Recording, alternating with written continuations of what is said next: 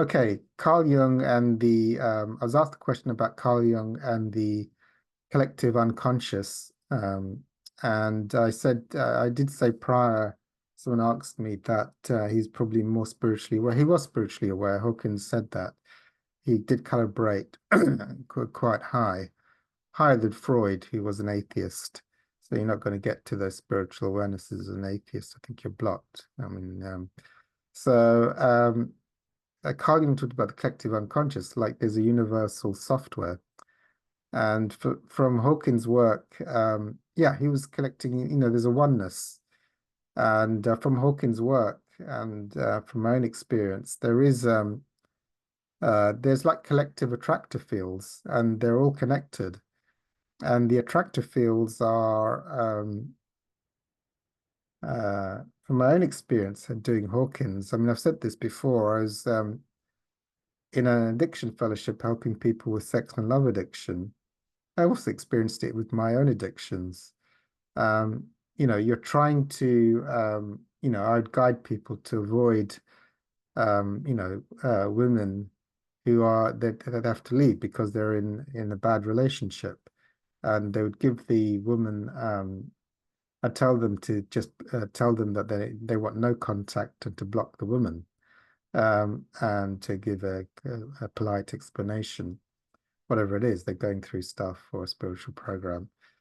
And they would walk out and they'd go about their thing in random places, and the woman would seem to show up, and they'd have the temptation.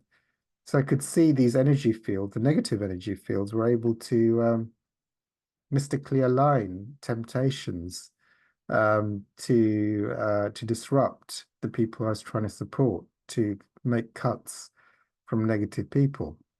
So I could see that, and I could see Carl Jung had some awareness of, I mean, the patterns, the collective patterns within the unconscious, and how we can all. He had some awareness. Hawkins went on to greater detail. It's like all these belief systems within the collective ego at different attractive fields. You can latch into them, and you get the whole belief system, whether it's poor self-esteem, or whether it's cancer or kidney failure or whatever it is. They are belief systems. And if you, I think one of his illnesses on illness, if you believe something and you're programmed with it, if you've got enough guilt, you can just manifest an illness, or just a pattern from your parents or whatever it is. So it's very, very interesting how these collective patterns within the various energy fields, and how these energy fields seem to be intelligent in orchestrating things. That's from my own experience. So I think Carl Jung, just by talking about that as a therapist, rather than doing the atheist Freudian thing, trying to give a rational explanation, I think the spiritual explanation from Carl Jung, he was starting to get something rudimentary. Of course, Hawkins' research is far more advanced on that. Carl Jung was obviously an instrument of the light, because he also played a part in the orchestration of the 12 steps, whereby he told Abby Thatcher that he had honesty as a therapist. He wasn't after the money. Look, therapy is not going to work for you. You need a spiritual experience in a spiritual group.